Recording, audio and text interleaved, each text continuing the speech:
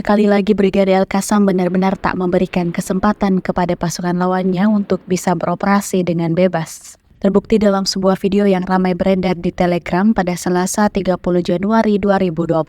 Tidak tanggung-tanggung Brigade Al-Qassam menyisir pasukan pertahanan Israel atau IDF dari wilayah darat. Dapat dilihat dengan jelas serangan yang dilayangkan pejuang Palestina membuat IDF kewalahan. Pertempuran jarak dekat antara Mujahidin Al-Qassam melawan kendaraan militer IDF berlangsung di arah ini. Tampak 3 tank Merkava dan kendaraan lapis baja Israel lulu lantak diledakkan di sebelah barat kota Khan Yunis, selatan jalur Gaza. Brigade Al-Qassam mengklaim tentara Israel alami kerugian total. Video ini viral dan menjadi bahan pembicaraan warganet.